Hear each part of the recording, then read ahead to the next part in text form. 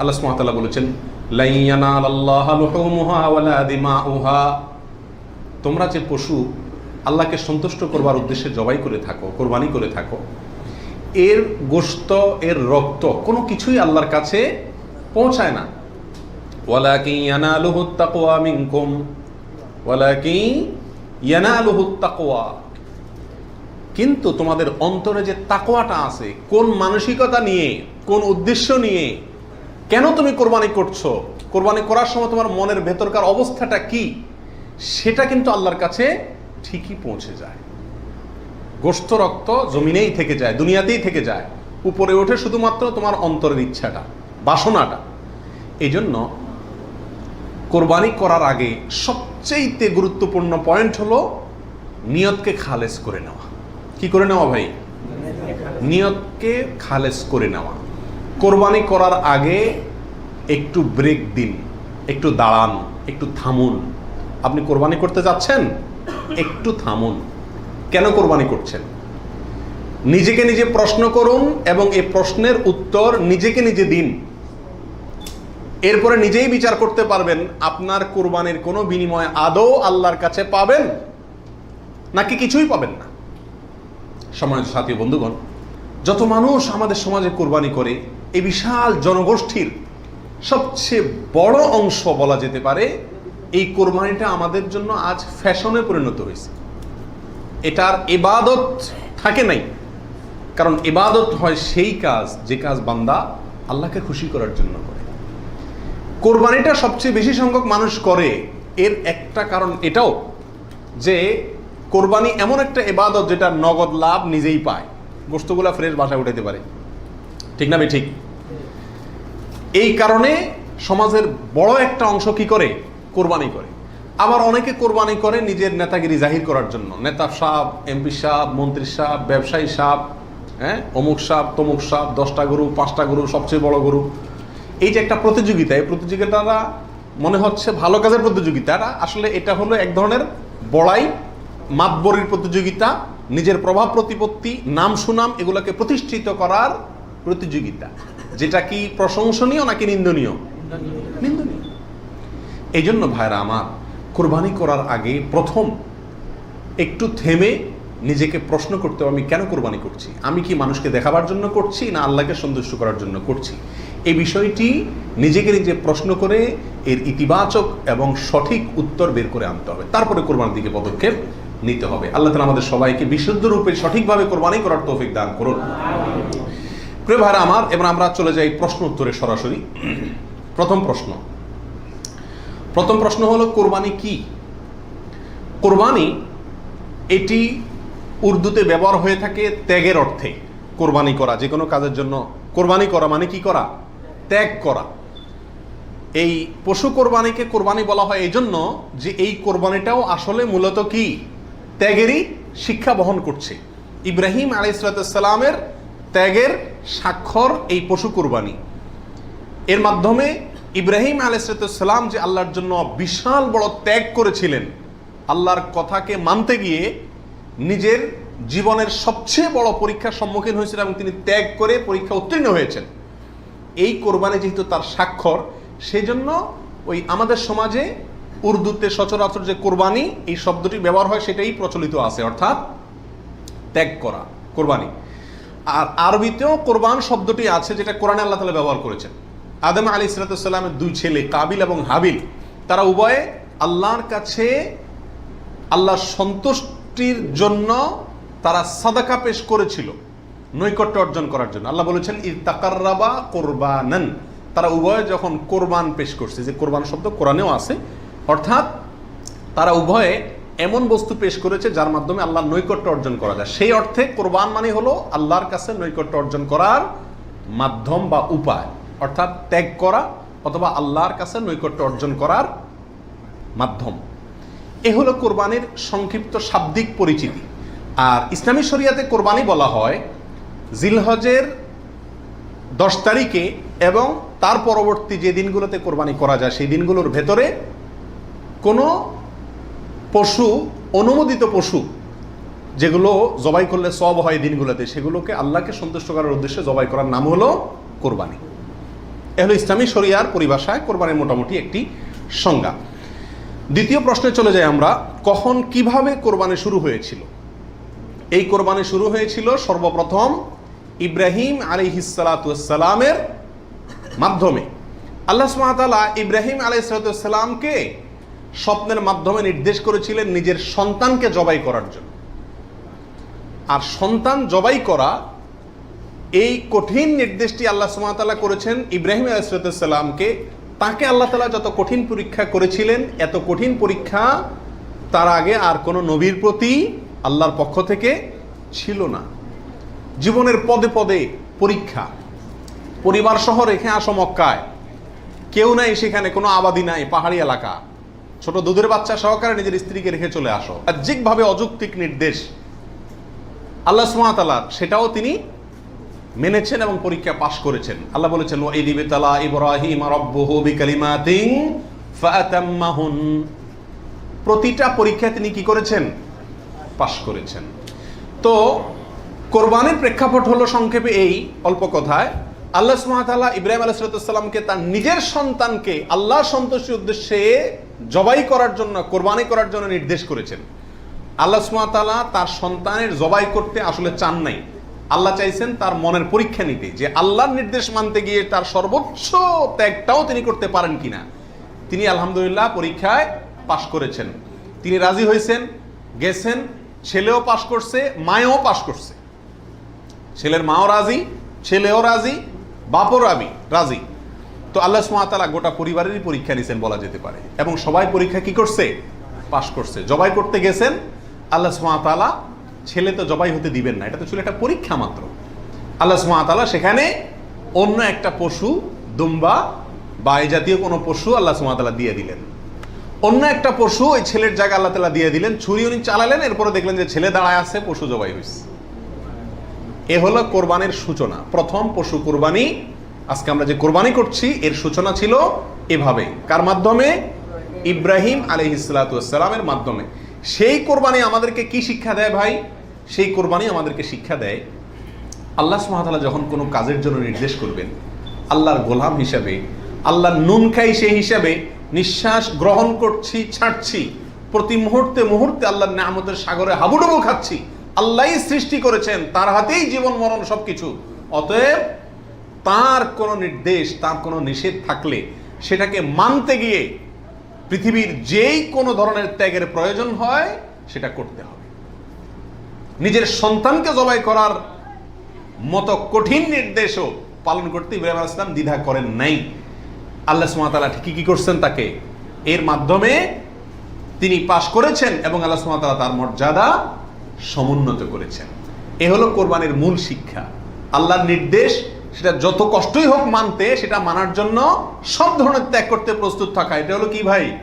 কোরবানির শিক্ষা। আর ওখান থেকেই কোরবানিটা শুরু হয়েছে। এরপরে আল্লাহ সুবহানাহু ওয়া তাআলা সেটাকে পৃথিবীর মানুষের জন্য ওই স্মৃতিকে, ওই আদর্শকে রেখে দিয়েছেন। এখন আমরা পশু কোরবানি করছি, কিন্তু এটার শুরুতে কিন্তু পশু কোরবানি ছিল না। মূলত এটা শুরুতে ছিল নিজের সকল কামনা, বাসনা, ভালোবাসা সবকিছুকে আল্লাহর নির্দেশের সামনে কি করে দেওয়া? কোরবানি করে দেওয়া। এ হলো এই কোরবানির গোড়ার ইতিহাস। এখন কোরবানির খোলসটা আছে, ভেতরেরটা আর নাই। এখন শুধু পশুই কোরবানি করি আমরা। নিজের ভেতরকার পশুত্ব, আমিত্ব, মনের খাহেশ, প্রবৃত্তি, এটাকে আর কি করি না? জবাই করি না। আল্লাহ তাআলা আমাদের সবাইকে কোরবানির আসল যে ইতিহাস সেটা থেকে শিক্ষা গ্রহণ করে এমনভাবে কোরবানি করার তৌফিক দান করুন, যেই কোরবানি প্রকৃত অর্থেই কোরবানি হয়, যেই কোরবানি আমাদের জান্নাতে যাওয়ার কারণ হয়, মাধ্যম হয়, সেইভাবে কোরবানি করার এবং কোরবানির সেই ইতিহাস থেকে আল্লাহ তাআলা আমাদেরকে শিক্ষা গ্রহণ করার তৌফিক দান করুন। প্রিয় ভাইয়েরা, ৩ নম্বর প্রশ্ন হলো, কোরবানি কি জরুরি কোনো বিধান নাকি ঐচ্ছিক? অর্থাৎ কোরবানি কি সবার জন্য করা জরুরি, নাকি কোরবানি সুন্নাত, নফল, মুস্তাহাবি জাতীয় কোনো আমল? তো এ বিষয়ে বলবো যে এই ক্ষেত্রে ওলামা একরামের দুটি প্রসিদ্ধ মত আছে। ওলামা একরামের অনেকেই বলেন যে কোরবানি করা এটা সকলের জন্য জরুরি, যাদের সামর্থ্য আছে। ঈদের দিন, কোরবানি ঈদের দিন অথবা পরবর্তী দিনগুলোতে যেগুলোতে কোরবানি করা যায়, এই সময়ের ভিতরে যার কাছে নেশাব পরিমাণ টাকা আছে তার জন্য কোরবানি করা ওয়াজিব, জরুরি, বাধ্যতামূলক। না করলে গুনাহ হবে। এটা অনেক ওলামা একরামের মত। তাদের দলিল সংক্ষেপে শুধু দলিলগুলো হালকা হালকা টাচ করে যাই। মুসনাদে আহমদ, ইবনে মাজা, মুস্তাদরাকে হাকিম এবং আরও অনেক কিতাবে একটি হাদিস বর্ণিত হয়েছে, যে হাদিসকে মুহাদ্দিসিন ইকরাম সহিহ বলেছেন। আল্লামা আলবানী রাহিমাহুল্লাহ নিজে হাদিসে সহিহ বলেছেন। সেটা হলো এই, নবী সাল্লাল্লাহু আলাইহি ওয়াসাল্লাম বলেছেন, মান ওয়াজাদা সাআতান আন ইউদাহিয়া ওয়া লাম ইউদাহি ফালা ইয়াকরাবান্না মুসাল্লানা।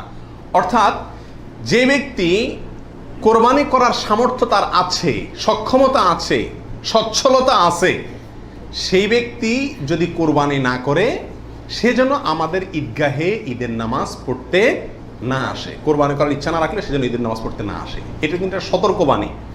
শরীয়তে এই ধরনের নির্দেশ সুন্নত নফলের ক্ষেত্রে করা হয় না, ফরজ ওয়াজিবের ক্ষেত্রেই সাধারণত করা হয়। এটা হলো অন্য যুক্তি।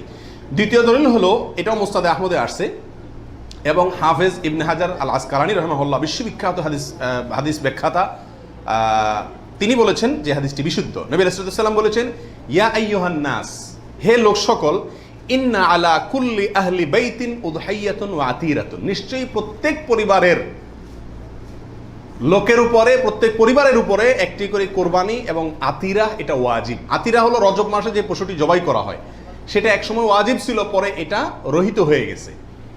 তো এখানে নবী রাসূলুল্লাহ সাল্লাল্লাহু আলাইহি ওয়াসাল্লামের ভাষা হলো ইন্না আলা কুল্লি আহলি বাইতিন, প্রত্যেক পরিবারের উপরে কোরবানি করা জরুরি।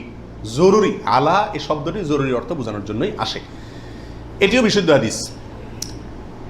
তাহলে আরো অনেকগুলো হাদিস আছে এই জাতীয়, যে হাদিসগুলোর আলোকে ওলামা ইকরামের একটা অংশ বলেন যে এই কোরবানি ওয়াজিব। ইমাম আজম আবু হানিফা রাহিমাহুল্লাহর মত এটা। এর বিপরীতে অনেক ওলামা ইকরাম বলেন কোরবানি করা ওয়াজিব নয়, এটা সুন্নাতে মুআক্কাদা। সুন্নাতে মুআক্কাদা মানে কি? সুন্নাত কিন্তু খুবই গুরুত্বপূর্ণ সুন্নাত, বিনা কারণে এটা ছাড়া মাকরুহ, অপছন্দনীয়, ভালো কাজ নয়। সুন্নাতে মুআক্কাদা এবং ওয়াজিবের সাথে খুব বেশি তারতম্য নাই, কাছাকাছি গুরুত্বের বিচারে প্রায়।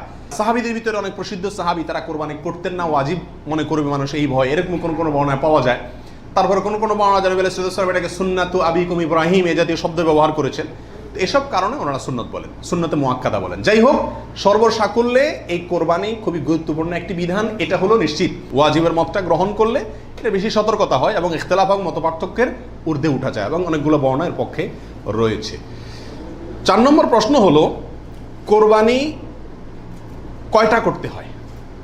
এই প্রশ্নটা আজকাল এই জন্য করতে হচ্ছে যে এখন আমরা সমাজে কোরবানির সংখ্যা বাড়ানোর জন্য এক ধরনের প্রতিযোগিতা খেয়াল করতেছি। 3টা গরু, 5টা গরু, 7টা গরু, এমপি সাহেব, মন্ত্রী সাহেব, ব্যবসায়ী সাহেব, বিভিন্ন সাহেবরা করে কি করে না, এমনকি আমরাও একটা গরু একটা ছাগল, কারণ কেউ গরুর গোশত পছন্দ করে, কেউ ছাগলের গোশত পছন্দ করে ঘরে, যার কারণে দুইটাই দিতে হয়, অথবা গরুতে 1 ভাগ দিতে হয়, আবার আলাদা ছাগল দিতে হয়। এই যে কোরবানির সংখ্যা বাড়ানোর একটা প্রবণতা আছে, আসলে ইসলামী শরিয়া কি বলে? কোরবানির পশু বা কোরবানির সংখ্যা কতগুলো হওয়া জরুরি? এর উত্তর হলো যে কোরবানি মূলত একটি কোরবানি যথেষ্ট। একাধিক কোরবানি হওয়া এটা কি না? জরুরি না। নবী আলাইহিস সালাতু ওয়াস সালামের ব্যাপারে সুনানে তিরমিজিতে একটা হাদিস আসছে, যেটা কি ইমাম তিরমিজি হাসান বলেছেন, অন্যান্য ওলামা একরাম অনেকে জয়ীফ বলেছেন।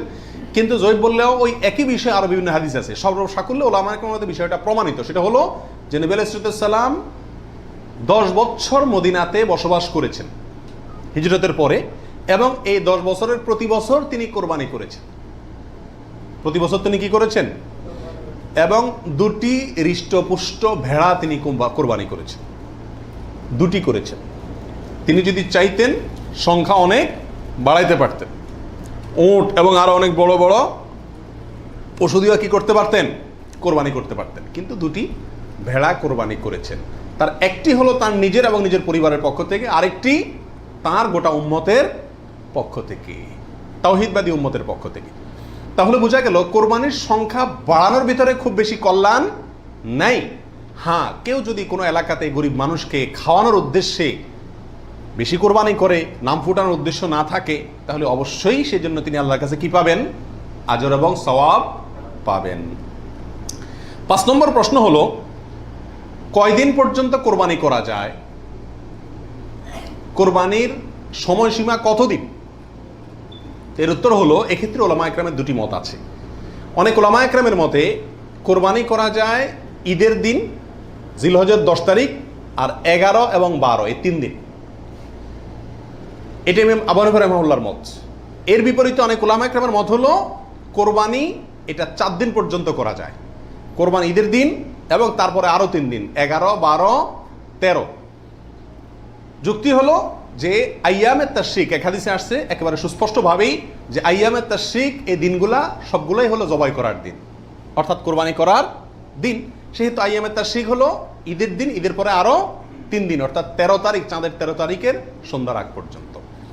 এ হলো কোরবানির দিন। তবে কোরবানি প্রথম দিন ঈদের নামাজের পরপরই করা বেশি উত্তম, এতে কোনো সন্দেহ বা ইখতিলাফ কারোর নাই। এবারে সারা দুনিয়ার উলামা ইকরাম একমত। কারণ নবী আলাইহিস সালাম ঈদের দিন ঈদের নামাজের পরপরই সাধারণত কি করতেন? কোরবানি করতেন। দ্বিতীয় তৃতীয় দিনে তিনি নিতেন না।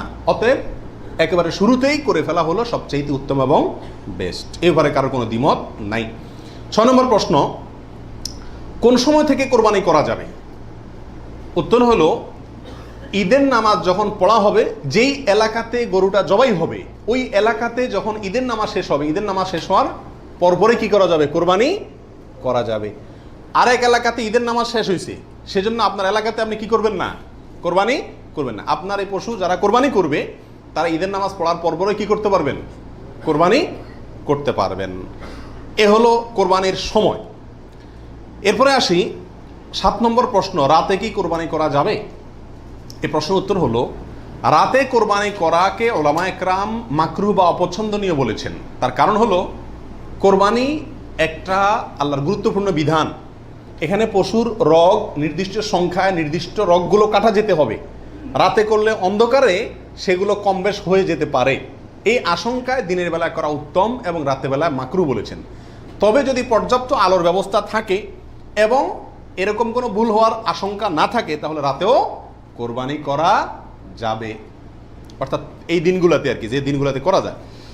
এরপরে আসি 8 নম্বর প্রশ্ন, কোন কোন পশু দিয়ে কোরবানি করা যাবে? আপনি হাঁস মুরগি দিয়ে কোরবানি দিলে কোরবানি হবে কিনা? তো এর উত্তর হলো বড় পশুর ভিতরে 3 ধরনের পশু আর ছোট পশুর ভিতরে 3 ধরনের পশু, এগুলো দিয়ে কি করা যাবে? কোরবানি দেওয়া যাবে। বড় পশুর ভিতরে কোরবানি দিতে পারবেন উট, গরু, মহিষ, এগুলো দিয়ে। মহিষ দিয়ে দিতে পারবেন কিনা এটা নিয়ে উলামা ইকরামের ভিতরে সামান্য ইখতিলাফ আছে। অনেকে মহিষকে গরুর অন্তর্ভুক্ত করেছেন, অনেকে করেন নাই। যার কারণে যারা করেছেন তারা বলছেন করা যাবে, যারা করেন নাই তারা বলছেন করা যাবে না। এই জন্য একান্ত অনন্য উপায় না হলে সেদিকে না যাওয়াই ভালো, ইখতিলাফের দিকে। আর ছোট পশুর ভিতরে 3টা, দুম্বা, ছাগল এবং ভেড়া, এগুলো দিয়ে কি করা যাবে? কোরবানি করা যাবে। এছাড়া অন্য কোনো পশু দিয়ে, এই গৃহপালিত পশু ছাড়া আপনি হরিণ দিয়ে অথবা অন্য কোনো হালাল পশু যেটা গৃহপালিত না সেটা দিয়ে কি করা যাবে না? কোরবানি দেওয়া যাবে না, দিলে কোরবানি হবে না। 9 নম্বর প্রশ্ন হলো গাভী এবং ষাঁড় উভয়টা দিয়ে কোরবানি দেওয়া যাবে? কি বলেন? গাভী এবং ষাঁড় দুইটা দিয়ে কোরবানি দেওয়া যাবে? যাবে।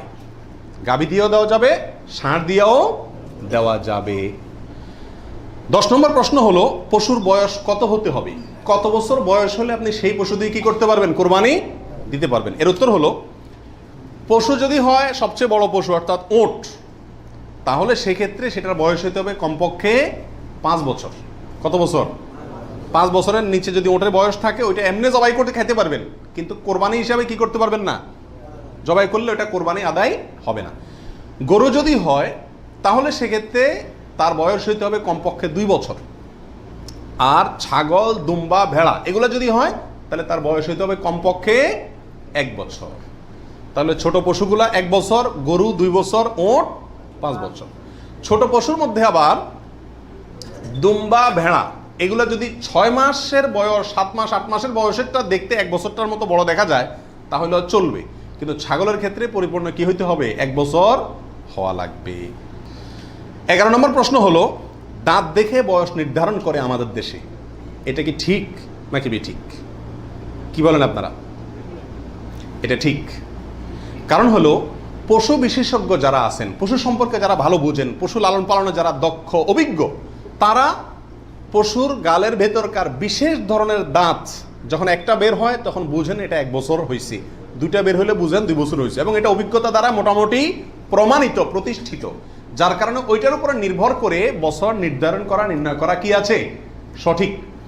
তবে কোনো পশু যদি নিশ্চিতভাবে জানা যায় তার বয়স 1 বছর, 2 বছর বা যেই পরিমাণ বয়স হওয়া দরকার সেই পরিমাণ বয়স হয়েছে কিন্তু দাঁত উঠে নাই, তবুও সেটা দিয়ে কি দেওয়া যাবে? কোরবানি দেওয়া যাবে। দাঁতটা মেইন না, মেইন হলো বয়সটা ওই পরিমাণ হয়েছে কি না। ওই বয়সে হওয়ার পরও কি থাকতে পারে? দাঁত নাও থাকতে পারে।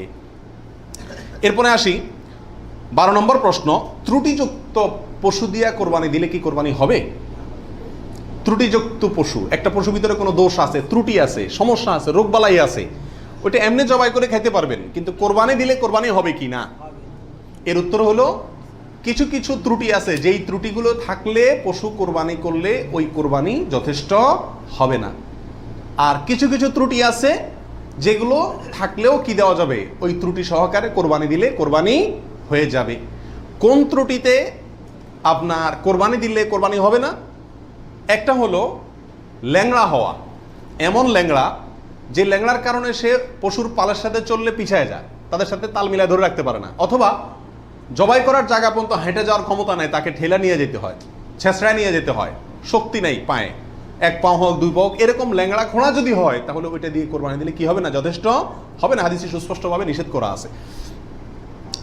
আরেকটা হলো যে এই পরিমাণ রুগ্ন, অসুস্থ, রোগা, যে রোগার কারণে সে চলাফেরা করতে পারে না, বা ওই যে হাঁটার শক্তি নেই, প্রচন্ড রোগা, দুর্বল, সেটা দিয়ে কোরবানি দিলেও কি হবে না? কোরবানি হবে না। আরেকটা হলো যে অন্ধ, এমন অন্ধ হয়, চোখ কানা অথবা চোখ অন্ধ, অথবা চোখে এমন সমস্যা আছে যে সমস্যার কারণে সে দেখে না, স্বাভাবিকভাবে ঘাস টাস রাখলেও সে বুঝে না কোনটা কি, অথবা ওই জায়গা পর্যন্ত দেখে একা একা যাইতে পারে না, উষ্ঠা খায়, তার মানে চোখে বড় সমস্যা আছে, এরকম থাকলে এটা দিয়ে কি হবে না? কোরবানি হবে না। একটা শিং অথবা দুইটা শিং গোড়া থেকে উঠে গেছে, একেবারে গোড়া সহ উঠে গেছে, এরকম যদি হয় ওইটা দিয়ে কোরবানি দিলেও কোরবানি হবে না। তবে যদি সামান্য হয়, সামান্য কান কাটা, সামান্য শিং ভাঙা, সামান্য একটু পায়ে সমস্যা, সামান্য একটু অসুখ বিসুখ আছে, এরকম যদি হয় সেগুলো দিয়ে কোরবানি দিলে কি হবে? কোরবানি হয়ে যাবে। অর্থাৎ ত্রুটি যদি ছোট হয় সমস্যা নাই, বড় ত্রুটি যদি হয় তার কারণে কি হবে না? ওই পশু দিয়ে কোরবানি দিলে কোরবানি যথেষ্ট হবে না। 13 নম্বর প্রশ্ন হলো, কেনার পর যদি ত্রুটি দেখা যায় তাহলে কি করবে? আপনি ভালো পশু কিনে নিয়ে আসলেন, কোরবানি করবেন, রেখে দিচ্ছেন, খাওয়াচ্ছেন, হঠাৎ করে দেখা গেল চোখের সমস্যা, যে কোনো কারণে পা ভেঙে গেছে, বড় ধরনের সমস্যা হয়েছে, তখন কি করবেন? উত্তর হলো, যদি আপনি গরিব মানুষ হন তাহলে সেক্ষেত্রে যেটা আছে ওইটাই জবাই করবেন। আর যদি আপনার সামর্থ্য থাকে তাহলে সেক্ষেত্রে আপনার ওইটার বদলে আরেকটা পশু কিনে সেটাকে কি করবেন? কোরবানি করবেন। এরপরে আসেন 14 নম্বর প্রশ্ন, কোরবানির দিন হাঁস মুরগি জবাই করা জায়েজ আছে কিনা? আমাদের দেশে অনেকেই গ্রামের দেশে বলেন যে কোরবানির দিনগুলোতে, ঈদের দিনে কি করা যায় না? হাঁস মুরগি জবাই করা যায় না। আসলে কতটা সঠিক? উত্তর হলো এটা সম্পূর্ণ ভিত্তিহীন, বানোয়াট কথা। এর কোনো গ্রহণযোগ্য ভিত্তি ইসলামী শরিয়াতে নাই। বরং কোরবানি ঈদের দিনে কেউ চাইলে হাঁস বা মোরগ কি করতে পারবে? জবাই করতে পারবে। তবে যদি এটাকে কোরবানির নিয়তে করে যে আমার তো গরু ছাগল দেওয়ার সামর্থ্য নাই, আমি মুরগি দিয়েই দিলাম কোরবানি, তাহলে সেক্ষেত্রে এই জবাই কি হবে না? জায়েজ হবে না, কারণ এই পশু দিয়ে কি হবে না? কোরবানি হবে না। এমনি গোশত খাওয়ার জন্য যদি জবাই করে তাহলে ঈদের দিনেও জবাই করাতে কোনো সমস্যা নাই। 15 নম্বর প্রশ্ন হলো, কোরবানির পশু এটা দেখায় বেড়ানো, প্রদর্শন করে বেড়ানো, এটা কি জায়েজ আছে কিনা? আজকাল কোরবানির পশু কেনার পরে মহল্লাতে, গ্রামে, পাড়াতে, আশেপাশে একটা চক্কর মোটামুটি দেয় না? দেয় না?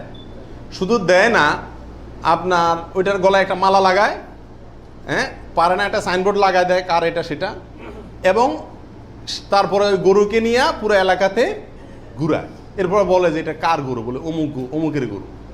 এরকম একটা প্রথা মোটামুটি অঘোষিতভাবে চালু আছে না নাই? এরকম প্রদর্শন করে বেড়ানো এটা কি সঠিক? এর উত্তর হলো না। এই প্রদর্শনটা সাধারণত হয়ে থাকে জাহির করার জন্য, সবাইকে দেখানোর জন্য।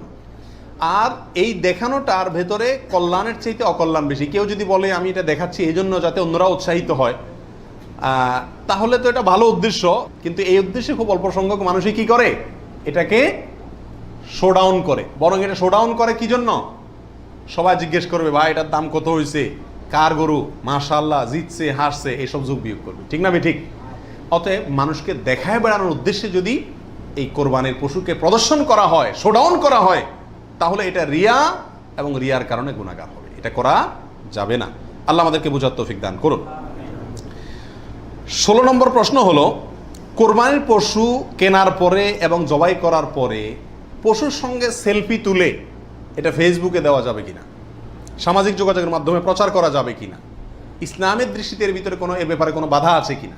এর উত্তর হলো, কোরবানির পশু কেনার পরে অথবা জবাই করার পরে ওই পশুর সাথে সেলফি দেওয়া, সেলফিটাই তো অনেকের মতে এটা একটা মানসিক রোগে পরিণত হয়েছে। আর এই গরুকে কেনার পরে, ছাগল কেনার পরে তার সঙ্গে ছবি তুলে, সেলফি তুলে ওইটা ফেসবুকে বা সামাজিক যোগাযোগের মাধ্যমে প্রচার করা, এটা ইসলামের শরিয়ার দৃষ্টিতে খুবই গর্হিত এবং নিন্দনীয় একটি কাজ। বিশেষ করে এই জন্য যে প্রথমত বিনা প্রয়োজনে এই ছবিটা তোলা হচ্ছে, দ্বিতীয়ত হলো এর মাধ্যমে নিজে কি কোরবানি দিচ্ছে এটাকে কি করা হচ্ছে, জাহির করা হচ্ছে, প্রচার করা হচ্ছে। বাহবা কি আল্লাহর কাছ থেকে নিতে চান না মানুষের কাছ থেকে নিতে চান? আল্লাহর কাছ থেকে যদি নিতে চান তাহলে ওইটাকে প্রচার করে মানুষের কাছে লাইক কমেন্ট পাইলেন, সেই আশায় এটাকে আপনার লাইক কমেন্টের ব্যবসায়, বিজনেসের পুঁজি হিসাবে খাটাইলেন। আল্লাহর কাছে তার বিনিময় পাওয়ার আশা করা বড় কঠিন। এই জন্য এই গরুর সাথে সেলফি তোলা, বিশেষ করে জবাই করার পরে রক্ত সহকারে ছবি তোলা, এগুলো কোনো অবস্থাতেই ইসলামের শরিয়ার দৃষ্টিতে খুব একটা ভালো কাজ নয়। এগুলো থেকে আমাদের বিরত থাকা উচিত, মনে করা উচিত এটা একটা ইবাদত। এটা কি ইবাদত? ইবাদতের ক্ষেত্রে তামাশা বা যা মনে চাইলে তা করলাম, ফাইজলামতি করলাম, এর কোনো সুযোগ নাই। আল্লাহ আমাদেরকে বোঝার তৌফিক দান করুন। 17 নম্বর প্রশ্ন হলো, ভাগে কোরবানি দেওয়া যাবে কিনা? এটা একটা গুরুত্বপূর্ণ প্রশ্ন আজকালকার যুগে। কারণ কোনো ওলামা একরাম বলছেন ভাগে কোরবানি দেওয়া যাবে না, বরং গরু হোক আর ওঁট হোক, যত বড় পশুই হোক, দিলে একজনের পক্ষ থেকে দিতে হবে, 7 ব্যক্তির পক্ষ থেকে যথেষ্ট হবে। এই যে কথা প্রচলিত আছে, এটাকে অনেক কোনো ওলামা একরাম কি করছেন, অস্বীকার করছেন। আসলে সঠিক কোনটা এ ব্যাপারে আগেই বলেছি যে একাডেমিক আলোচনা খুব বেশি লম্বাচড়া করার ইচ্ছা নাই এবং সুযোগও নেই। শুধু সংক্ষেপে এটুকু বলবো, সব যুগেই সবচাইতে বেশি সংখ্যক ওলামাদের মতে, বলা যায় প্রায় সবার মতে, সমস্ত ওলামা একরামের মতেই বলা যেতে পারে প্রায়, গরুর ক্ষেত্রে একটা গরু 7 জন ব্যক্তির পক্ষ থেকে কি হবে, কোরবানির জন্য যথেষ্ট হবে।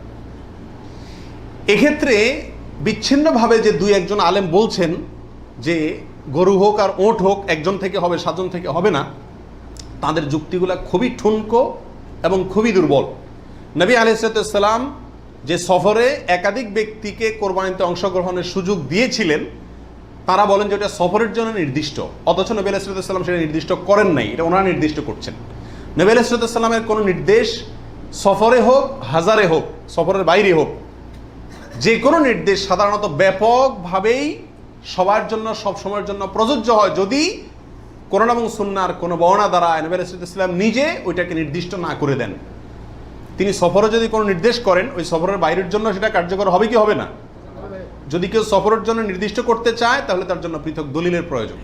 বিধায় এটাই হলো বেশিরভাগ ওলামা একরামের মত। বিচ্ছিন্নভাবে কোনো আলেমের মত থাকতে পারে, কিন্তু সে 1-2 জন আলেমের কথা না শুনে সংখ্যাগরিষ্ঠ ওলামা একরামের মতের উপর আমল করবেন। গরুর ক্ষেত্রে 7 জনের পক্ষ থেকে যথেষ্ট হবে। তবে একটা কথা এখানে বলতেই হবে, সেটা হলো উত্তম হলো একাকি দেওয়া, ভাগে না দিয়ে কিকে দেওয়া, একাকি দেওয়া। এক্ষেত্রে কারোর কোনো দ্বিমত নাই, একাকি দিতে পারলে সেটা সবচেয়ে বেস্ট এবং ভালো। 18 নম্বর প্রশ্ন হলো, পরিবারের সব সদস্য বা একাধিক সদস্য যদি সামর্থ্যবান হয় তাহলে সবাই দিবে, নাকি গোটা পরিবারের পক্ষ থেকে একজন দিলেই চলবে? নবী আলাইহিস সালাম থেকে এক্ষেত্রে একটা হাদিস বর্ণিত হয়েছে, যেটা একটু আগে আপনাদেরকে শুরুতে আমি শুনাইছি, মুসনাদ আহমদে বর্ণিত হয়েছে এবং আরও অনেক হাদিসের কিতাবে কাছাকাছি হাদিস বর্ণিত হয়েছে। নবী আলাইহিস সালাম বলেছেন যে প্রত্যেক পরিবারের উপরে একটি কোরবানি জরুরি, প্রত্যেক পরিবারের উপরে উযহিয়াতুন, একটি কোরবানি জরুরি, আলা কুল্লি আহলি বাইতিন, এই ধরনের শব্দ তিনি ব্যবহার করেছেন, প্রত্যেক পরিবারের উপরে। এই হাদিস থেকে বোঝা যায় কোরবানি এটা এক পরিবারে একাধিক সদস্য যদি হয় সামর্থ্যবান, তথাপি যিনি মূল কর্তা তিনি দিলেন তাহলে সবার পক্ষ থেকে হয়ে যাবে। এর বিপরীতে ওলামা একরামের আরেকটি মত আছে, যেটা ইমাম আবু হানিফা রাহিমাহুল্লাহর মত, সেটা হলো কোরবানি পরিবারের একাধিক সদস্য যদি সবাই যদি সামর্থ্যবান হয় তাহলে প্রত্যেকের পক্ষ থেকে দিতে হবে। ওনার যুক্তি, উনি বলেন নবী আলাইহিস সালামের ওই হাদিস, যে হাদিসে তিনি বলেছেন যার সামর্থ্য আছে আর কোরবানি দেয় না সেজন্য ঈদগাহে না আসে। এখানে যার সামর্থ্য আছে প্রত্যেক ব্যক্তিকেই শামিল করে এই নির্দেশনা। বিষয়টা গবেষণামূলক, উভয় পক্ষেরই দলিল এবং যুক্তি আছে। তো এক্ষেত্রে সতর্কতামূলক মত যদি অবলম্বন করি আমরা, তাহলে প্রত্যেকেরই যার যার সামর্থ্য আছে তার পক্ষ থেকে করা যেতে পারে, এবং করলে সমস্যা হবে এটা কারোর মতেই নাই। 19 নম্বর প্রশ্ন হলো 7 ভাগের নিচে হলে কোনো সমস্যা আছে কিনা গরুতে।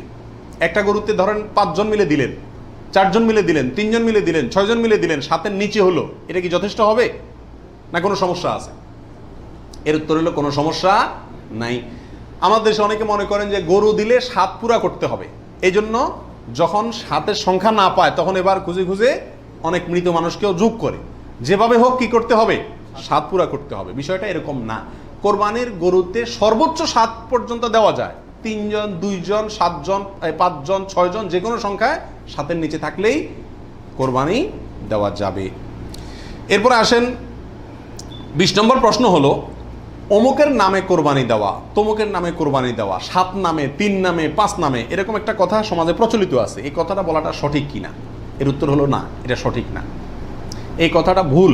কিন্তু এই ভুলটা এমন ভুল না যে ভুলের কারণে বড় ধরনের গুনাহ হয়ে যাবে, কারণ এটা বলার ভুল, এভাবে বলাটা উচিত না। কারণ কোরবানি হবে মূলত আল্লাহ সুবহানাহু ওয়া তাআলার নামে, অতএব 5 নামে, 4 নামে, 3 নামে, 7 নামে কোরবানি হয় না। নাম শুধু একটাতেই হয়, সেটা হলো বিসমিল্লাহ, আল্লাহর নামে, ঠিক না ঠিক? অতএব এই কথাটা বলার ভুল। এখানে বলতে হবে 7 জনের পক্ষ থেকে, 3 জনের পক্ষ থেকে, বা 3 শরিক, 5 শরিক, 5 শেয়ার, 5 ভাগ, এভাবে বলা যেতে পারে। কিন্তু বা অমুকের পক্ষ থেকে, তমুকের পক্ষ থেকে, এভাবে বলা যেতে পারে, কিন্তু অমুকের নামে, তমুকের নামে এভাবে বলাটা উচিত নয়। যদিও এখানে কেউ এই উদ্দেশ্যে বলে না যে আল্লাহর সাথে শরিক করে 3 জনের নামে দিচ্ছি, এরকম কেউ উদ্দেশ্য নেয় না, সেজন্য এটা কি হবে না, শিরকে পৌঁছাবে না। তারপর এভাবে না বলাই উচিত এবং উত্তম, নিরাপদ। 21 নম্বর প্রশ্ন হলো নাড়ি ভুঁড়ি, এটা অনেক সময় নিজেরা সাফ করতে কষ্ট হয় বা পারে না, তখন কাউকে দিয়ে সাফ করায়, সাফ করানোর পরে বলে সাফ করে দিবা, তুমি অর্ধেক নিবা, আমাদেরকে অর্ধেক দিবা। এরকম হয় কি হয় না? তাকে নাড়ি ভুঁড়ির অংশ দিলেন অথবা পশুর গোশতের অংশ দিলেন, এটা জায়েজ আছে কিনা? প্রাসঙ্গিকভাবে আরেকটি কথা প্রশ্ন চলে আসে, সেটা হলো যে কসাই যখন পশুকে বানায়, তো বানানোর পরে তাকে টাকার চাতে কিছু গোশত দেওয়া হয়, এবং অনেক সময় দেখা যায় যে বানানোর যে বাজার রেট, তার যে মজুরি, এটা তাইতে অনেক কমে রাজি হয়ে যায় কসাইরা। কেন? কারণ তারা জানে গোশত 5 কেজি দিলেই তো 2-2.5 হাজার টাকা এসে গেল, অতএব এক্ষেত্রে যদি আমাকে টাকা একটু কমও দেয় অসুবিধা নাই। এই ভুলটা ঘরে ঘরে হয়ে থাকে। কোরবানির পশু যারা বানায় সে কসাইদেরকে গোশত দেয় না, এমন মানুষ সারা বাংলাদেশে খুঁজে কয়জন পাওয়া যাবে আমার সন্দেহ আছে। কোরবানির মধ্যে সবচেয়ে বড় দাগের ভুলগুলোর ভিতরে এটা অন্যতম। এভাবে যদি কেউ করে তাহলে এটা বড় ধরনের ভুল, কোরবানি হওয়া না হওয়া নিয়ে টান দিবে। নবী আলাইহিস সালাম পরিষ্কার ভাষায় বলেছেন যে তোমরা কসাইকে, জাজ্জারকে কোরবানির পশুর কোনো কিছু দিবা না, তাকে আলাদা টাকা দিবা, তার মজুরি যেটা সেটা দিবা। কেন তাকে পশুর কিছু দেওয়া যাবে না? এই জন্য দেওয়া যাবে না যে এই পশুটা আপনি জবাই করছেন কার জন্য? আল্লাহর জন্য। এটার মালিক কে? মূলত আল্লাহ। যেহেতু আল্লাহ খায়ও না পরেও না, আল্লাহর জন্য কিছু দিলে আল্লাহ বলেন আমার পক্ষ থেকে গরিবকে দিও, এটা হলো আল্লাহ সিস্টেম। কিন্তু কোরবানির ক্ষেত্রে শুধু ব্যতিক্রম, আল্লাহ বলেছেন ঠিক আছে আমার জন্য দিছ, সবকিছুই গরিবকে দিতে বলি, এটা তোমার খাইতে দিলাম আমি। আল্লাহ আমাকে কি করছেন? খাওয়ার সুযোগ দিছেন। এখন আমি যদি এটা বিক্রি করি বা কোনো কিছুর বিনিময়ে কাউকে দেই, তাহলে সেটা কি হবে না? জায়েজ হবে না। কোরবানির পশুর গোশত যদি আপনি জাজ্জারকে দেন, কসাইকে দেন, তাহলে কেমন জন্য আপনি তার পরিশ্রমের বিনিময়ে তাকে এই অংশটা তাকে বিনিময় হিসাবে দিলেন, পারিশ্রমিক হিসাবে দিলেন, তাহলে এটা বিক্রি করার মতো হয়ে গেল। এই জন্য কি হবে না? এটা জায়েজ হবে না।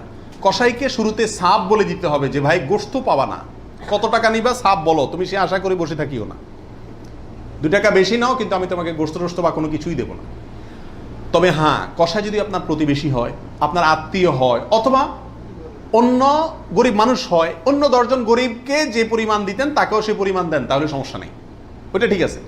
কিন্তু অন্য গরিবদেরকে দেন আধা কেজি করে, তারা দেন 5 কেজি, সমস্যা আছে। কারণ 4.5 কেজি আপনি কেন দিলেন? তাকে কাটছে সেজন্য, এটা বিনিময় হয়ে যাচ্ছে, এই জন্য এটা করা যাবে না। অতএব নাড়ি বুড়িও যদি কেউ সাফ করে, তাকেও কি দেওয়া যাবে না? ওই নাড়ি বুড়ির সাফের বিনিময়ে নাড়ি বুড়ির অর্ধেক বা গরুর কোনো অংশ তাকে দেওয়া যাবে না। সাফ করলে সাফের বিনিময়ে তাকে ক্যাশ টাকা দিয়ে দিবেন। কথা বুঝতে পারছি? নাড়ি বুড়ি যদি দিতে হয় তাহলে গরিব মানুষ হিসাবে দিলেন, সেটা ভিন্ন কথা, কিন্তু এজ এ তার কাজ পারিশ্রমিক হিসাবে কি করতে পারবেন না? দিতে পারবেন না। এটা বহুলের ভিতরে একটা, এবং এটা প্রচুর পরিমাণে মানুষকে সচেতন করা দরকার এই ব্যাপারে। 22 নম্বর প্রশ্ন হলো, কোরবানির ভাগিদারদের মধ্যে কারো ইনকাম হারাম অথবা উদ্দেশ্য অসৎ, গোশত খাওয়ার উদ্দেশ্য আছে না নেই? কোরবানি না দিলে ছেলে মেয়েগুলা কার দিকে চেয়ে থাকবে, কোরবানি না দিলে নতুন আত্মীয় তারা কি বলবে, ব্যয়ের বাড়িতে রান কেমনে পাঠাবো, এরকম অনেক উদ্দেশ্য থাকে কি থাকে না? সারা জীবন দিয়ে আসছি, এবছর না দিলে সমাজে মুখ থাকে না, মানুষ কি বলবে, এই মানসিকতা নিয়ে কোরবানি অনেকে দেন না। এরকম যদি কেউ আপনার ভাগিদারদের মধ্যে, অংশীদারদের মধ্যে থাকে, অথবা কেউ যদি কোরবানি করে তার ইনকাম হারাম, আর সে হারাম ইনকাম থেকেই দেয়, অনেকের হারামও আছে হালালও আছে, সুদও খায় ঘুষও খায় আবার বেতনও আছে হালাল, তাহলে সেটা ভিন্ন। একজনে কোরবানির পশুতে হারাম ইনকাম ইনভেস্ট করছে আপনি জানেন, অথবা তার উদ্দেশ্য অসৎ, তাহলে এই পশুতে আপনি এবং আরো যে কয়জন অংশগ্রহণ করবে কারোর কোরবানি হবে না। এই জন্য অংশীদার এবং কোরবানির ভাগই নেওয়ার ক্ষেত্রে বহু হিসাব নিকাশ করে নিতে হবে। যে ব্যক্তি গোশতের ধান্দায় বা অন্য কোনো ধান্দায় করে তাকে ভাগিদার নেওয়া যাবে না। কথা বুঝে আসছে? নিতে হবে যে শুধুমাত্র আল্লাহ সন্তুষ্ট করার জন্য, আল্লাহর সন্তুষ্টির জন্য যে কোরবানি করে তাকে, এবং সরাসরি হারাম টাকা ইনভেস্ট না করে ওই ব্যক্তিকে, যার ইনকাম হালাল, এরকম ব্যক্তিকে ভাগিদার হিসাবে নিতে হবে। আর না হলে ভাগি দেওয়ার দরকার নাই, একা একাই দিতে হবে। আল্লাহ তৌফিক দান করুন। 23 নম্বর হলো, রাসূল করিম সাল্লাল্লাহু আলাইহি সাল্লামের পক্ষ থেকে কোরবানি দেওয়া যাবে কিনা। আমাদের দেশে প্রচুর পরিমাণে মানুষ রাসূল করিম সাল্লাল্লাহু আলাইহি সাল্লামের পক্ষ থেকে কি দেয়? কোরবানি দিয়ে থাকে। এর উত্তর হলো, রাসূল আকরাম সাল্লাল্লাহু আলাইহি সাল্লামের নামে উম্মত হিসাবে আপনি তার পক্ষ থেকে কোরবানি দিতে পারবেন। নবী আলাইহিস সালাম নিজেও কোরবানি দিয়েছেন তার উম্মতদের পক্ষ থেকে। তবে মৃত ব্যক্তির নামে কোরবানি দেওয়ার ক্ষেত্রে জীবিত ব্যক্তির সাথে মিশিয়ে দেওয়া, মিক্স করে দেওয়া, জীবিত ব্যক্তির সাথে অধীনস্থ করে মৃত ব্যক্তির নাম যোগ করা বা তার পক্ষ থেকে দেওয়া, এটা হলো সবচেয়ে ঝামেলামুক্ত এবং মতপার্থক্যের ঊর্ধ্বে উঠা। কথা বুঝতে পারছি? শুধুমাত্র মৃত ব্যক্তির নামে স্বতন্ত্র কোরবানি না দিয়ে জীবিত ব্যক্তির নিজের নামের সঙ্গে মৃত ব্যক্তিকে যুক্ত করে দিলেন, এই মতটাই হলো সবচাইতে সতর্কতামূলক মত এক্ষেত্রে মৃত মানুষের পক্ষ থেকে কোরবানি দেওয়ার ক্ষেত্রে। 24 নম্বর প্রশ্ন হলো, মা বাবা, স্ত্রী, বড় ভাই, এদের কাউকে খুশি করার জন্য কারোর পক্ষ থেকে, সমাজে বলে কারোর নামে, কোরবানি দেওয়া যাবে কি যাবে না? উত্তর হলো না। এটা রিয়া, লৌকিকতা, মানুষ দেখানো, এটা শিরকে আসগর। আমাদের সমাজে একটা সমস্যা দেখা দেয় কোরবানির সিজন আসলে। কথার কথা, একটা পরিবারে আপনি একটা গরুতে একটা অংশ কোরবানি দিবেন অথবা ছাগল কোরবানি দিবেন, সেক্ষেত্রে মা চায় যে আমার নামে দেখ, মানে আমার পক্ষ থেকে দেখ, বাপে চায় যে আমার পক্ষ থেকে দেখ। এখন ছেলে চিন্তা করে কারে খুশি করব। অনেক সময় স্ত্রী স্বামী দুজনের ভিতরে চায় যে আমার নামে দেখ, বড় ভাইয়ের নামে না দিলে বড় ভাই মুখ কালো হয়, এই জন্য কার নামে দিবে এটা নিয়ে এক ধরনের হেজিটেশনে মানুষ ভুগে। এক্ষেত্রে অনেক সময় অংশ বাড়ায় দেয় শুধু মাকে খুশি করার জন্য, যে ওনার নামেও কি করলাম, একটা দিলাম। এটা এক ধরনের রিয়া বা লৌকিকতা। যদিও যদি সওয়াবের উদ্দেশ্যে থাকে যে উনি ভালো কাজ করতে চান, সেই হিসাবে ওনাকে আমি ভালো কাজে সহায়তা করলাম, তাহলে ভিন্ন কথা। কিন্তু সাধারণত এই চিন্তাটা খুব কমই থাকে। এই জন্য কাউকে খুশি করার টার্গেটটা কোরবানিতে থাকা উচিত না। আর মা বাবা বা অন্যদেরও মনে রাখা উচিত, যার সামর্থ্য আছে সে দিবে, যে মূল কর্তা সে দিবে। এক্ষেত্রে আমার নামে দিল না, অমুকের নামে দিল না, অমুকের পক্ষ থেকে দিল না, এই জন্য মন খারাপ করা তাদেরও উচিত না, এটা বোকামি। 25 নম্বর প্রশ্ন হলো, কয়েকজন মিলে এক ভাগ কোরবানি দিতে পারবে কিনা? 2 জন, 3 জন, 4 জন, 5 জন মিলে এক ভাগ কোরবানি দিতে পারবে কিনা? প্রবাসে দেখা যায় একটা রুমে 3 জন 4 জন আছে, তো কোরবানিদের দিন 4 জন মিলে যায় কি করে, একটা ছাগল কিনে নিয়ে আসে, আয়না জবাই করে। তো 4 জন মিলে যদি একটা ছাগল দেয়, অথবা একটা অংশ গরুতে হোক অথবা ছাগলে হোক, কোরবানিতে যদি একাধিক ব্যক্তি যদি এক অংশ দেয়, কোরবানি হবে? হবে না। একটা অংশ একজন দিবে, সেখানে কয়েকজন যদি সেখানে অর্থায়ন করে, কয়েকজন ভাগ বসায়, আর এক অংশ কয়েকজন মিলে দেয়, তাহলে কি হবে না? কোরবানি হবে না, ওইটা গোশত খাওয়া হবে।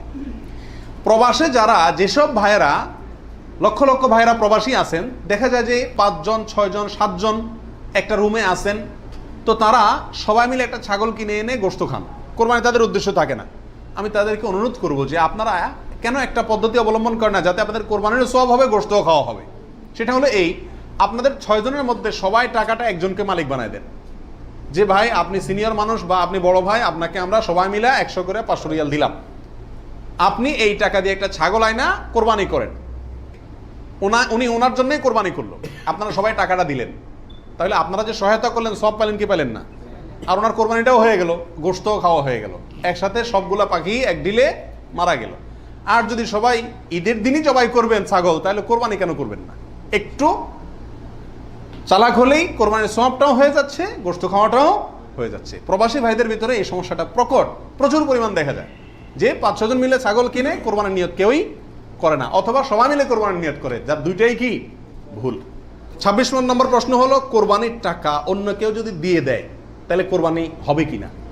আমি গরিব মানুষ, আমি কোরবানি করতে চাচ্ছি, অথবা সামর্থ্যবান, আমাকে একজনে টাকা দিয়ে দিল যে আপনাকে একটা ছাগল দিয়ে দিলাম, অথবা আপনার ছাগলের টাকা দিয়ে দিল যে আপনি কোরবানি দিয়েন, আমার পক্ষ থেকেই কোরবানি দেওয়ার জন্য কেউ আমাকে টাকা দিয়ে সহায়তা করলো, হেল্প করলো, এতে আমার কোরবানি দিলে কোরবানি হবে কি হবে না?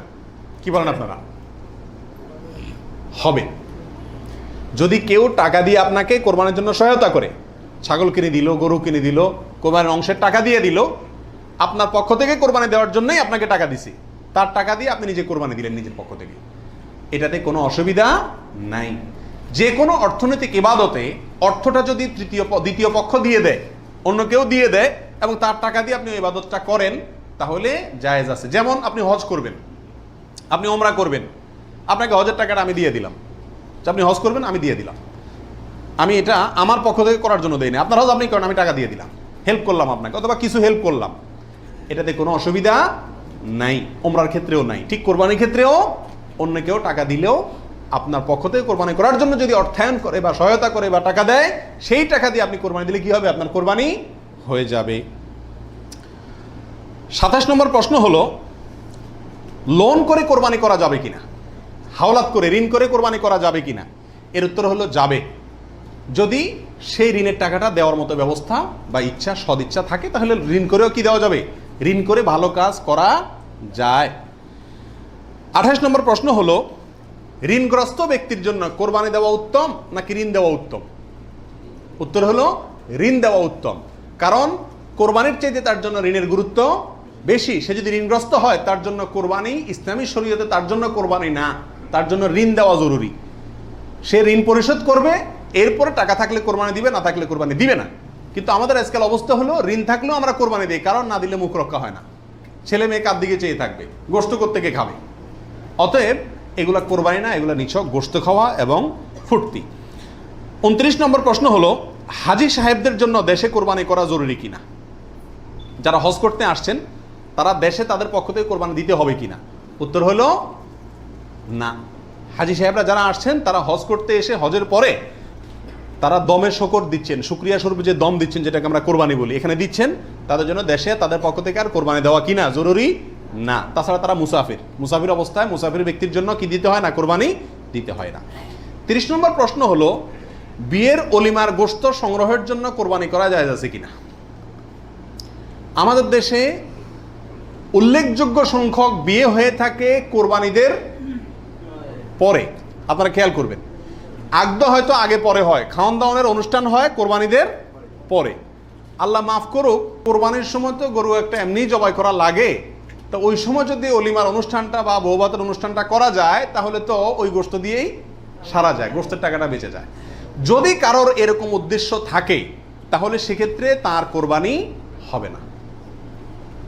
আর যদি কেউ মনে করে যে না, ঈদের পরে সবাইকে পাইতে সুবিধা হয়, সেজন্য ওই টাইমটাতে করতেছি, অথবা আপনার কোরবানি করলাম, অলিমার জন্য আলাদা গরু জবাই করলাম, অথবা আপনার কোরবানির গোশত অলিমার জন্য করি না, আমি অলিমা করলেও একটা গরু দেই, অন্য বছর না থাকলেও একটা গরু আল্লাহর জন্য দেই, এরকম যদি কেউ থাকে, তাহলে তার জন্য জায়েজ আছে। আর তা না হলে এই কোরবানির গোশত দিয়ে অলিমা সারা, অনুষ্ঠান সারা, এটা যদি ওই উদ্দেশ্যে করে, তাহলে সেক্ষেত্রে এটা কোরবানি হবে না, বরং এটা এক ধরনের তামাশা হবে কোরবানির নামে।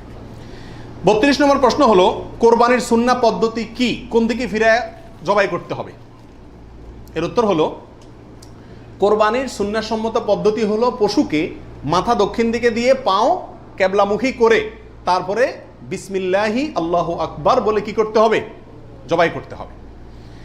জবাই করার ক্ষেত্রে সাধারণত পশুর কানকে গলার দিকে টেনে ধরলে যে জায়গায় এসে কান থামে ওই জায়গা বরাবর যদি ছুরি চালানো হয় তাহলে খুব দ্রুত পশুর জবাই হয়ে যায়, কষ্ট কম হয়, হাঁডি টাডির উপরে যায় না সাধারণত। বাকি এই জায়গাটা ধরে যেখানে হাড্ডি নেয় সেখানে ছুরি চালানো এবং পশ্চিম দিকে ফিরিয়ে দক্ষিণমুখী করে করা। যদি কেউ অন্য কোনো দিকে ফিরে করে ফেলে তাহলেও তার কোরবানি হয়ে যাবে, কিন্তু এটা সুন্নার খেলাফ হলো। রাসূল আকরাম সাল্লাল্লাহু আলাইহি ওয়াসাল্লাম থেকে এভাবে কোরবানি করাটাই প্রমাণিত আছে। 32 নম্বর প্রশ্ন হলো কোরবানির ভাগিদারদের নাম জপা কোরবানির পরে এটা জরুরি কিনা। আপনারা দেখবেন ভাগিদারে কোরবানি যদি দেয় তাহলে লিস্ট লিখতে লিখতে অবস্থা খারাপ হয়ে যায়, এবং যিনি কোরবানির পশু জবাই করেন ওই হুজুর নাম নিতে নিতে অবস্থা খারাপ। আল্লাহর নামে এতবার নেয় কিনা সন্দেহ, এতবার ওই ভাগিদারদের নাম নেয়, কারণ ভালো করে নাম নিলে টাকা পাওয়াও, কোরবানি জবাইয়ের টাকা পাওয়াও কঠিন হয়ে যাবে। তো এটা জরুরি কিনা, উত্তর হলো এটা মুস্তাহাব। কোরবানি করার পরে আল্লাহুম্মা তাকাব্বালহু মিন ফুলান ফুলান ফুলান, আল্লাহ এটাকে অমুকের পক্ষ থেকে নাম ধরে তাদের পক্ষ থেকে কবুল করুন, এরকম বলাটা মুস্তাহাব, উত্তম। রাসূল আকরাম সাল্লাল্লাহু আলাইহি ওয়াসাল্লাম নিজেও বলেছেন আল্লাহ এটা আমার পক্ষ থেকে কবুল করেন, এটা আমার উম্মতের পক্ষ থেকে কবুল করেন, আমার পরিবার এটা আমার উম্মতের পক্ষ থেকে। তাহলে এভাবে সবাইয়ের পক্ষ থেকে কোরবানি যে কয়জন দিচ্ছে তাদের পক্ষ থেকে কোরবানি হচ্ছে এই কথাটা, এবং তাদের পক্ষ থেকে আল্লাহ কবুল করেন এটা বলাটা উত্তম, মুস্তাহাব। কিন্তু কিনা কোনো কারণে যদি এটা কেউ বলতে ভুলেও যায়, নিয়ত যেহেতু আছে আল্লাহ জানেন, অতএব কি হয়ে যাবে, কোরবানি হয়ে যাবে। 33 নম্বর প্রশ্ন হলো শ্বশুর বাড়ি থেকে কোরবানির পশু হাদিয়া নেওয়া জায়েজ আছে কিনা। জোরে সোরে এই কালচারটা ইদানিং ছড়াইতেছে, মানুষের টাকা পয়সাও হয়েছে, তো এই জন্য ওই মেয়ের বাপের বাড়ির পক্ষ থেকে ছেলের বাপের বাড়িতে গরু পাঠায়, ছাগল পাঠায়। আগে পাঠাইতো রান, কল্লা, গোশত, এখন গোশত কল্লা আর রানে জামাইরাও খুশি না আর বাপ মাও দিয়া সন্তুষ্ট না, এই জন্য পাঠায় ডাইরেক্ট গরু বা ছাগল। এটা জায়েজ আছে কিনা, উত্তর হলো যদি হাদিয়া হিসাবে দেয় তাদেরও সামর্থ্য আছে, অভাব নাই, আর এটা লোকচক্ষু ভয়ে অথবা সমাজের মানুষের বলার ভয়ে বা অন্য কোনো কারণে না দেয়, এমনি আসলে হাদিয়া দিছে, তাহলে তো হাদিয়া নেওয়া তো জায়েজ আছে, বরং সুন্নাত। কিন্তু যদি এটা হয় যে না দিলে জামাই কি বলবে, জামাইয়ের মা খোঁচাবে, অমুকরা খোঁচাবে, তমুকরা খোঁচাবে, এসব কারণে যদি দেয় তাহলে সেটা গ্রহণ করা জামাইয়ের পরিবারের জন্য কি হবে না, জায়েজ হবে না। এবং এটা খুবই বাজে একটা কালচার। উচিত তো হলো জামাই বাবা জিয়ে শাশুড়ির জন্য, শ্বশুরবাড়ির জন্য গরু ছাগল পাঠানো, এটা হলো উচিত। কারণ তারা সারা জীবন এই মেয়েটাকে বড় করে লাখ লাখ টাকা ইনভেস্ট করে মানুষ করে আমাকে দিয়ে দিছে, আমি বছরে বছরে একবার করে তাদের একটা গরু ছাগল দিতে পারলে ভালো হয়। খবরদার আবার শ্বশুর বাড়িতে দিলেন, বাহর বাড়িতে কিছুই দিলেন না, অনেকে আছে শ্বশুর বাড়ির অন্ধ, আবার সেটাও আবার সঠিক না, ব্যালেন্স রাখতে হবে। আল্লাহ তৌফিক দান করুন। 35 নম্বর প্রশ্ন হলো বৈদ্যুতিক মেশিনে জবাই করা জায়েজ আছে কিনা। আপনারা জানেন যে উন্নত দেশগুলোতে বৈদ্যুতিক মেশিন দিয়ে জবাই করার একটা কালচার প্রচলিত আছে, বা অটোমেটিক মেশিন দিয়ে জবাই করার কালচার আছে। এটা দিয়ে জবাই করলে জবাই হবে কিনা, উত্তর হলো পশু জবাই হওয়ার জন্য শর্ত হলো পশুর নির্দিষ্ট কয়েকটা রগ আছে, রগগুলা কাটা যেতে হবে এবং রক্ত প্রবাহিত হইতে হবে। যদি কোনো বৈদ্যুতিক শক ইত্যাদির মাধ্যমে পশুকে দুর্বল করে ফেলা হয়, যে দুর্বল করার ফলে অনেক সময় বাঁচে কিনা এটাই সন্দেহ হয়, এরপরে ছুরি চালানো হয়, তাহলে ওই পশু দিয়ে কোরবানি করা জায়েজ হবে না, কারণ যে দুর্বল বানায় তাকে কি করা হচ্ছে, জবাই করা হচ্ছে, বিধায় এটা জায়েজ নাই। আর যদি ছুরি দিয়ে করা হয় এবং মানুষের হাত না লাগে এবং বিসমিল্লাহ বলা হয়, মুসলমানে সুইচ চালায়, তাহলে সেক্ষেত্রে ছুরি দিয়ে যদি জবাই হয়, কাটা যায়, তাতে কি হবে, কোরবানি হয়ে যাবে ইনশাআল্লাহ, এবং জবাই বিশুদ্ধ হবে। 35 নম্বর প্রশ্ন হলো জবাইয়ের সময় বিসমিল্লাহ বলতে যদি কেউ ভুলে যায় তাহলে কি করবে। এর উত্তর হলো নিজের পশু তো নিজে জবাই করা উত্তম। যারা প্রফেশনাল জবাই করেন মৌলভী সাহেবরা, তারা তো ভুলের কথা না, কারণ তাদের অভ্যাসই আছে। নিজেটা নিজে করতে গেলে ডরে ভয়ে ভুলেও যেতে পারে, যদি কেউ ভুলে যান ভয়ের কোনো কারণ নাই। মুসলমান যদি ভুলেও যায় তবুও সেই পশু হালাল হবে, খাওয়া হারাম হবে না। ইচ্ছাকৃত যদি কেউ বিসমিল্লাহ না বলে সেটা ভিন্ন কথা, সেটা সমস্যা আছে, কিন্তু ভুলে যদি বিসমিল্লাহ না বলে তাতে পশু হালালই থাকবে, হারাম হবে না ইনশাআল্লাহ। 36 নম্বর প্রশ্ন হলো কোরবানিকারীকে কি চুল, নখ ইত্যাদি কাটা থেকে বিরত থাকতে হবে। উত্তর হলো হ্যাঁ। নবী রাসূলুল্লাহ সাল্লাল্লাহু আলাইহি ওয়াসাল্লাম বলেছেন মান আরাদা আন ইউদাহিয়া, যে ব্যক্তি কোরবানি করার ইচ্ছা রাখে, পোষণ করে, ফালা ইয়াখুজ মিন শা'রিহি ওয়া আযফারিহি শাইআ, সেই জন্য তার নখ, চুল ইত্যাদি কোনো কিছুতে হাত না দেয়। কোরবানির ঈদের 10 দিন আগে, চাঁদ যেদিন উঠবে ওই দিন থেকে নিয়ে ঈদের দিন পর্যন্ত এগুলো করা যাবে না। কি করা যাবে না, চুল, নখ ইত্যাদি কাটা যাবে না, কাটবে না কোরবানিকারী ব্যক্তি। কোরবানি দেওয়ার পরে চুল, নখ ইত্যাদি কাটবে, এটা খেয়াল রাখা উচিত। 37 নম্বর প্রশ্ন হলো, কোরবানিকারী ব্যক্তি এই 10 দিন দাড়ি শেভ করতে পারবে কিনা? জটিল একটা প্রশ্ন। কোরবানি করবেন, বাকাওয়াতি করবেন, খুব ভালো কথা, জায়গায় এসে ধরা গেছেন, দাড়ি শেভ করতে পারবেন কিনা? উত্তর হলো না। দাড়ি তো কোরবানি করলেও শেভ করা যাবে না, না করলেও শেভ করা যাবে, এটা তো সর্বাবস্থায় চাঁচা হারাম। সেক্ষেত্রে কোরবানির এই সিজনগুলোতে এসে গুরুত্বটা আরো বাড়ে। একে তো এমনি হারাম, আবার কোরবানি করছেন সেজন্য নবী সাল্লাল্লাহু আলাইহি ওয়াসাল্লাম বলছেন আপনি যেন না ধরেন, এগুলোতে হাত না দেন। তাহলে কোরবানি করার যদি ইচ্ছা থাকে, আল্লাহকে সন্তুষ্ট করতে আসলেই মনে চান, তাহলে এই 10 দিন দাঁড়িতে কি করতে পারবেন না? শেভ দিতে পারবেন না। খোঁচা খোঁচা দাড়ি নিয়ে কি করতে হবে? মসজিদে যেতে হবে। কোরবানি দেওয়া শেষ, এবার কি করতে পারবেন? দাঁড়ি শেভ করতে পারবেন না, তাও যাবে না। আল্লাহ আমাদের বোঝার তৌফিক দান করুন। 38 নম্বর হলো, কোরবানির গোশত দিয়ে দিনের প্রথম খানা খেতে হয়, এই কথাটা কতটুকু সঠিক? উত্তর হলো পুরাই সঠিক। রাসূল আকরাম সাল্লাল্লাহু আলাইহি সাল্লাম থেকে বর্ণিত হয়েছে যে তিনি ঈদুল আজহাতে, ঈদুল ফিতরের ব্যতিক্রম করতেন। ঈদুল ফিতরে কিছু একটা মিষ্টি খেয়ে, খেজুর টেজুর খেয়ে তারপর ঈদগাহে যেতেন, আর ঈদুল আজহাতে সারাদিন কিছু খেতেন না, কোরবানির পশুর গোশত দিয়ে প্রথম খানা খেতেন দিনের। অতএব আপনি গরু দেন, ছাগল দেন, যেটা দিয়ে কোরবানি করেন, দিনের প্রথম খানা কি দিয়ে হওয়া উত্তম? ওই গোশত দিয়ে হওয়া উচিত। গোশতটা তো আল্লাহকে দিয়ে দিয়েছেন, আল্লাহর নামে জবাই করছেন, আল্লাহ আপনাকে হাদিয়া দিয়েছেন। এই জন্য আল্লাহর হাদিয়ার আগে একটু পেটটা খালি রাখেন, আকর্ষণ করে খান, তাহলে ইনশাআল্লাহ সেটা আপনার জন্য, আপনার আল্লাহর হাদিয়াকে আপনি মূল্যায়ন করলেন, সেটা প্রমাণ হবে। 39 নম্বর প্রশ্ন হলো, পশুর রক্তে নাকি আরোগ্য আছে, কোরবানির পশুর রক্তে, এই কথাটা কতটুকু সঠিক? কোন কোন এলাকাতে আমি নিজের চোখে বহুবার দেখার দুর্ভাগ্য হয়েছি, অনেকে দেখা যায় কোরবানির পশু জবাই করার সময় রক্তগুলা একটা বাড়িতে করে নিয়ে যায় গরম গরম, এরপরে নিয়ে পোলা পানিরে খাওয়ায়। এটা খাওয়াইলে বলে অনেক রোগ বালাই ভালো হয়। বুঝাচ্ছে কথা? এটা সম্পূর্ণ কুসংস্কার। কোরবানির পশুতে কোনো আরোগ্য নাই, এটা ভুল ধারণা, এটা থেকে বেঁচে থাকা উচিত। 40 নম্বর প্রশ্ন হলো, পশুর জান যাওয়ার আগে কি চামড়া ছিলা জায়েজ আছে? উত্তর হলো না, কঠোরভাবে নিষেধ। আমাদের দেশে কসাইরা এবং যারা চামড়া ছিলে নিজেরা অনেক সময় দেখা যায় জান এখনো পুরো বাইর হয় না, রু বাইর হয় না, তার আগেই ওই পায়ের রগ কাটা শুরু করে, চামড়া ছিলা শুরু করে, পুরো নাড়াছাড়া করে। এটা জায়েজ নাই, এটা গুনাহের কাজ। আপনি কোরবানি করছেন ইবাদত, অথচ গুনাহ হচ্ছে সাথে। নবী সাল্লাল্লাহু আলাইহি ওয়াসাল্লাম বলেছেন, ইন্নাল্লাহা কাতাবাল ইহসানা আলা কুল্লি শাই, আল্লাহ সব বিষয়ের প্রতি ইহসান করার নির্দেশ করেছেন। অতএব ফাইদা কাতালতুম ফাআহসিনুল কিতলাতা ওয়া ইযা যাবাহতুম ফাআহসিনুজ যাবিহাতা, তোমরা যখন কোনো পশুকে জবাই করবে তখন এই পশুর প্রতি রহম করিও, ভালো করে ধারটা দিয়ে নিবেন, নবী সাল্লাল্লাহু আলাইহি ওয়াসাল্লাম বলছেন, যাতে করে তার রূহ বের হইতে কষ্ট না হয়। সেখানে জীবিত অবস্থায় এখনো মরে নাই, আপনি চামড়া ছিলা শুরু করে দিলেন, এটা খুবই অন্যায় এবং জুলুম। কোনো পশু কষায় যদি করে তাকে থামাই দিবেন, যে রূহ যেতে দাও, তারপরে হাত দাও। 41 নম্বর প্রশ্ন হলো, কোরবানি আর আকিকা এই দুটো একসাথে দেওয়া যাবে কিনা? এটা কমন প্রশ্ন আমাদের সমাজে। এর উত্তর হলো, অনেক উলামায়ে কেরামের মতে দেওয়া যাবে, ফতোয়া শামী ইত্যাদিতে তাই লেখা আছে যে দেওয়া যাবে কোরবান আর আকিকা একসাথে একই গরুর মধ্যে। আর অনেক উলামায়ে কেরামের মধ্যে দেওয়া যাবে না। দেওয়া যাবে না এর ভিতরে আপনার পাকিস্তানের খুব নামকরা মুফতি ছিলেন মুফতি রশিদ আহমদ রাহিমাহুল্লাহ, আহসানুল ফতোয়ার লেখক।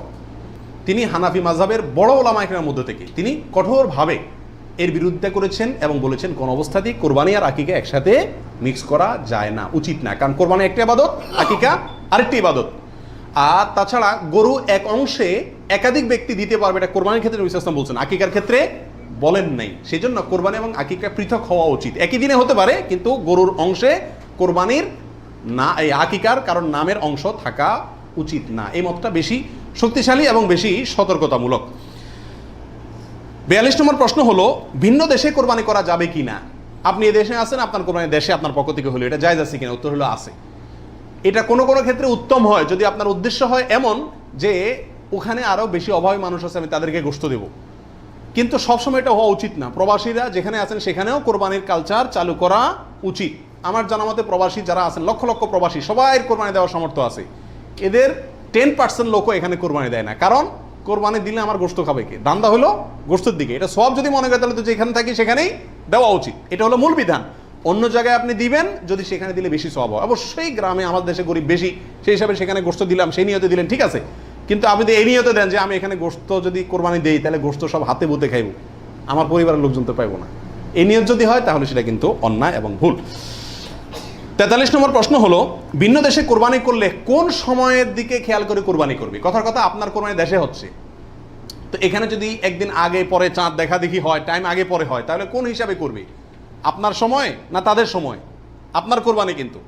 এর উত্তর হলো যেই দেশে কোরবানি হচ্ছে, পশু যেখানে আছে সেখানকার সময় দেখে কি করতে হবে? কোরবানি করতে হবে। আপনার এখানে ঈদের নামাজ হয়েছে কি হয় না সেটা দেখা দেখির দরকার নাই। 44 নম্বর প্রশ্ন হলো, কোনো কারণে কোরবানি করতে না পারলে, পশু কিনছেন কিন্তু কোরবানি করতে পারেন নাই, করবেন কি? উত্তর হলো যে পরবর্তীতে কি করে দিবেন? আপনি সদকা করে দিবেন। মৃত ব্যক্তির নামে কোরবানির বিধান কি? একটু আগে যেটা বললাম, অর্থাৎ শুধু মৃত ব্যক্তির নামে আলাদা কোরবানি দেওয়া যায়। অনেক ওলামা ইকরাম বলেন, কিন্তু অনেক ওলামা ইকরাম বলেন যারা মৃত ব্যক্তির সাথে জীবিত ব্যক্তির সাথে মৃত ব্যক্তিকে যোগ করে দেওয়া যাবে। আপনি একটা ছাগল দিলেন, বলেন যেটা আল্লাহ আমার এবং আমার মৃত বাবার পক্ষ থেকে, এভাবে করা যাবে। আর নবী আলাইহিস সালাম একটি ছাগল তার পুরো উম্মতের পক্ষ থেকে দিয়েছেন, জীবিত মৃত সবাই মোটামুটি এর ভিতরে শামিল। 45 নম্বর গেল। 46 নম্বর হলো, কোরবানির পশুর চামড়ার বিধান কি? উত্তর হলো, কোরবানির পশুর চামড়া এটা নিজে ব্যবহার করতে পারলে সেটা করা উচিত। চামড়া প্রসেস করে ব্যবহার করতে পারলে এটা করা উচিত। কোথাও কোথাও মানুষ খায়, যদি খাইতে পারেন চামড়া পরিষ্কার করে, সেটাও আপনার জন্য ঠিক আছে। কিন্তু কোরবানির পশুর চামড়া বিক্রি করা হয় আমাদের দেশে বেশিরভাগ ক্ষেত্রে, এই কাজটা অনুত্তম কাজ, অনুচিত কাজ। কেন? কারণ কোরবানির গোশত এটাও বিক্রি করে আপনি টাকাটা দানে করে দিলেন, কিন্তু এটা উচিত না, বিক্রি করবেন না। আপনি হয় সরাসরি গোশত দিবেন, না নিজে খাবেন, দুটার একটা। বিধায় কোরবানির পশুকে আপনার কোনোভাবেই এটার কোনো অংশকে বিক্রি করে তারপর টাকাটা আপনি দানে করে দিলেন, কিন্তু বিক্রি করার দিকে না যাওয়াটাই উচিত। সরাসরি ওই জিনিসটা দান করলে সেটাই বেস্ট। 47 নম্বর প্রশ্ন হলো, কোরবানির পশুর কোনো অংশ বিক্রি করা জায়েজ আছে কিনা? চামড়ার ক্ষেত্রে এই কথা চলে আসছে অনেকাংশে, তাও পৃথক করে বলতে হয় যে না, কোরবানির পশুর গোশত, হাড্ডি, বুড়ি কোনো কিছু বিক্রি করা যিনি কোরবানি করছেন তার জন্য জায়েজ নাই, উচিত নাই। তবে যাকে আপনি দান করছেন গরিব মানুষ, সে যদি নিয়ে আবার বিক্রি করে দেয় তার জন্য কি আছে? জায়েজ আছে। কোরবানির পশুর চর্বি অথবা হাড্ডি এগুলো বিক্রি করার একটা প্রথা আছে আমাদের দেশে, এটা করা যাবে না। কোরবানির ঈদের আমি খেয়াল করছি ভ্যানালারা বাইর হয়, অতিরিক্ত চর্বিগুলো আছে এগুলো কেজি দরে কিনে, হাড্ডি কিনে এগুলোকে বিভিন্ন কাজে ব্যবহার করা হয়। তো আমাদের জন্য এগুলো বিক্রি করে নিজে খাওয়ার তো প্রশ্নই ওঠে না। যদি বিক্রি করেই ফেলেন তাহলে এটা দান করে দিতে হবে গরিবকে। আর বিক্রি না করে ওটা হয় এমনি আল্লাহর রাস্তায় কাউকে দিয়ে দিবেন, আর না হলে নিজে খাবেন, ব্যবহার করবেন, বিক্রি করবেন না। 48 নম্বর প্রশ্ন হলো, কোরবানির গোশত কিভাবে বন্টন করবেন, কয় ভাগ করবেন? এর উত্তর হলো, কোরবানির পশু 3 ভাগে বন্টন করা উলামা ইকরাম মুস্তাহাব বলেছেন, কিন্তু কোনো হাদিসে এর ক্ষেত্রে আলাদা করে এভাবে নির্দেশ করা হয় যে 3 ভাগে করতে হবে। আল্লাহ কোরআনে বলছেন যে ফাকুলু মিনহু, তোমরা কোরবানির পশু থেকে নিজেরা খাও, ওয়া তাইমু আল কানিআ ওয়াল মুতাররা, ধনী গরিব সবাইকে দাও। তাহলে ধনী গরিব 2 ভাগকে দাও, আবার নিজে খাও, 3টাই হয়ে গেল এখানে।